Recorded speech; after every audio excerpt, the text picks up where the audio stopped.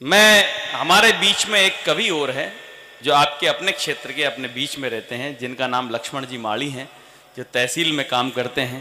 तहसील के बाबू, तहसीलदार की सील भी जिनके हाथ में रहती है, ये नहीं चाहे तो वो ठप्पा लगे नहीं।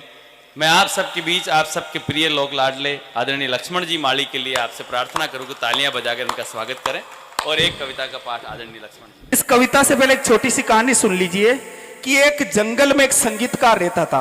वो मृदंग बजाता था। मृदंग एक वाद्य यंत्र होता है, ढोलक। तो जब भी वो संगीतकार उस मृदंग को बजाता तो उस जंगल में एक बकरी का बच्चा, जिसे हम मेमना बोलते हैं, वो रोज आ जाता और उस आवाज को सुनता। तो वो संगीतकार सोचता कि यार ये बकरी का बच्चा इतना समझदार है, इसको मेरा सुर ले और ताल इतनी समझ में आती है कि रोज आ जाता है यहाँ पर। तो एक दिन वो संगीतकार उस बकरी के बच्चे यानी मेमने से पूछता है कि मुझे ये बता, तुझे मेरी सुर ले और ताल इतनी अच्छी लगती है कि तू रोज रोज यहाँ सुनने आ जाता है इस मृदंग को। तो उस बकरी का बच्चा यानी मेमना बोलता है, ना मुझे सुर की समझ, ने ले की समझ, ने ताल की समझ, बस मैं तो इतना जानता हूं ये जो मृदंग है, ढोलक है, इस पर जो चमड़ा है वो मेरी माँ के बदन से आया है। जो ये बदन से थाप पड़ती है तो मुझे ये अपने आप बुला लेती है। तो इस कविता में जो थाप की आवाज होती है, उस कविता को आप अंतर आत्मा से समझ लीजिए कि कल जब मैं उठकर काम पर जा रहा था तो अचानक लगा कोई रोक लेगा मुझे। कल मैं जब उठकर काम पर जा रहा था तो अचानक लगा मुझे कोई रोक लेगा और कहेगा खड़े खड़े दूध मत पी, हजम नहीं होगा, 2 घड़ी सांस ले ले, इतनी ठंड, और कोट भूल गया, इसे भी अपने पास ले ले। मन में सोचा माँ रसोई से बोली होगी, मन में सोचा माँ रसोई से बोली होगी, जिसके हाथ में सन्ना आटा होगा, और पलट कर देखा तो क्या मालूम वहां सिर्फ सन्नाटा होगा, वहां सिर्फ सन्नाटा होगा। अब हवाएं तो मुझसे बात करती है, लगता है अब जाऊंगा किसी खास काम से। तो कोई कहेगा दही शक्कर खा ले बेटा, अच्छा सगुन होता है। कोई कहेगा गुड़ खा ले बेटा, अच्छा सगुन होता है। जब हम किसी अच्छे कार्य के लिए निकलते हैं तब माँ हमें गुड़ खिलाती है, दही खिलाती है ना। कोई कहेगा गुड़ खा ले बेटा, अच्छा सगुन होता है, पर मन इसी बात के लिए तो रोता है। सब कुछ है माँ, सब कुछ, जिस आजादी के लिए मैं तुमसे सारी उम्र भर लड़ता रहा, वो सारी आजादी आज मेरे पास है, फिर भी पता नहीं दिल की हर धड़कन क्यों उदास है।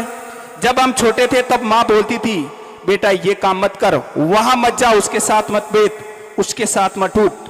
तब हम आजाद होना चाहते थे, लेकिन आज आजादी की कीमत ये सब होगी कि जिस आजादी के लिए मैं तुमसे सारी उम्र भर लड़ता रहा, वो सारी आजादी आज मेरे पास है, फिर भी पता नहीं दिल की हर धड़कन क्यों उदास है।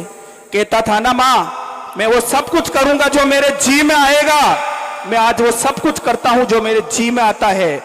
बात ये नहीं है कि मुझे कोई रोकने वाला नहीं है, बात तो बस इतनी सी है, सुबह देर से उठू ना तब कोई टोकने वाला नहीं है, सुबह देर से उठू ना तब कोई टोकने वाला नहीं है।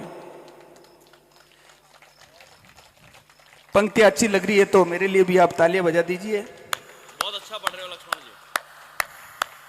कि रात को देर से लौटू तो कौन टोकेगा भला, कि रात को देर से लौटू तो कौन टोकेगा भला, दोस्तों के साथ घूमने पर उलाने कौन देगा, मेरे वो तमाम झूठे बहाने कौन देगा, कौन कहेगा इस उम्र में क्यों परेशान करता है, हे राम ये लड़का क्यों नहीं सुधरता है, तेरे पैसे कहां खर्च हो जाते हैं ये क्यों नहीं बताता है, सारा दिन मुझे सताता है, रात को देर से लौटता है, खाना गर्म करने को जागती रहूं, तुझे खिलाने को पीछे पीछे भागती रहूं, बहाती रहूं आंसू तेरे लिए, कभी कुछ सोचा है मेरे लिए, खैर मेरा क्या होना है और क्या हुआ है, तू खुश रह लेना यही दुआ है, आज तमाम खुशियां ही खुशियां हैं, गम यह नहीं कि इन खुशियों को कोई बांटने वाला होता, अरे कोई तो होता जो इन गलतियों पर डांटने वाला होता, अरे कोई तो होता जो गलतियों पर डांटने वाला होता। अंतिम पंक्तियां पढ़ना चाहूंगा, अच्छी लगे तो उस माँ के सम्मान के लिए तालियां बजा देना। माँ तू होती ना, सर पर हाथ फेरती, हल्के से बाम लगाती, सुबह आवाज दे देकर उठाती, दिवाली पर टीका लगाती, रुपए देती और कहती बड़ों के पांव छूना आशीर्वाद मिलेगा, अगला कपड़ा अगली दिवाली को इसी लेगा, बहन को सताया तो चांटा मारती, बीमार पड़ने पर रो रो कर नजर उतारती, परीक्षा से आते ही खाना खिलाती और पिता के डांट का डर दिखाती, इसे नौकरी मिल जाए तरक्की करे और दुआओं में हाथ उठाती और तरक्की के लिए घर छोड़ देगा। यह सब सुन के दरवाजे के पीछे छुप छुप के आंसू बहाती, सब कुछ है माँ, सब कुछ। आज तरक्की की हर रेखा तेरे बेटे को छू कर जाती है, पर माँ हमें तेरी बहुत याद आती है, पर माँ हमें तेरी बहुत याद आती है। धन्यवाद बांदनवाड़ा की इस दरा को। राम राम सर। पहली बार ये कवि सम्मेलन के मंच पर कविता पढ़ी है इन्होंने, और बांदनवाड़ा के मंच पर पढ़ी है, सत्यनारायण भगवान के दरबार में पढ़ी है। एक बार बधाई दी जाए इनको कि पहली बार जब कोई काम होता है जीवन में वो निश्चित तौर पर यादगार होता है।